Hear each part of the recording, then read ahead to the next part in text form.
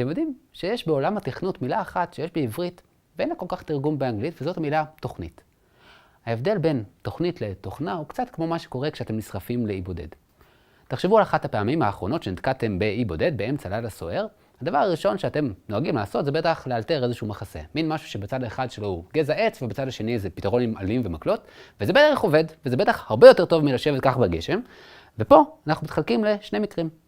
במקרה הראשון, אתם יודעים שתוך יומיים מתוכננת לעבור ספינה, יש לכם פלר גן ומה שנקרא את הבעיה הזאת כבר פתרנו. במקרה הזה המחסה שלכם זה בדיוק מה שאתם צריכים בשביל לעבור את היומיים הקרובים.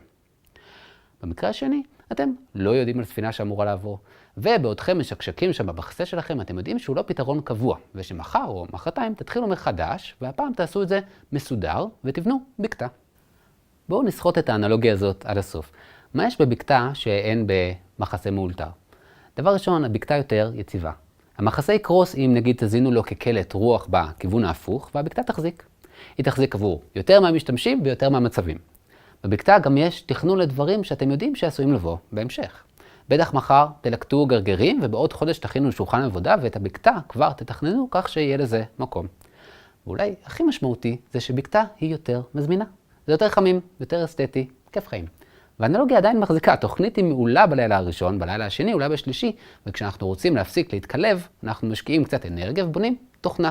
תוכנה יותר עמידה לשינויים, קל יותר לבדוק אותה, אפשר להרחיב אותה, וגם יש בה אסתטיות, יש בה אלגנטיות. תכנון מונחי עצמים, זו הפרדיגמה המובילה בעולם לארכיטקטורה של תוכנה. הקורס הזה נועד לכם אם כבר יש לכם קצת ניסיון בכתיבה של תוכניות באיזושהי שפה. הפרקים הראשונים לא מניחים רקע בשפה מונחית עצמים, אבל למי שיש רקע כזה אנחנו מקווים שהם יעשו לכם סדר במושגים ומתי להשתמש במה בתכנון מונחי עצמים מודרני. ועכשיו לבניית בקתות. ברוכות וברוכים הבאות והבאים אל הקורס.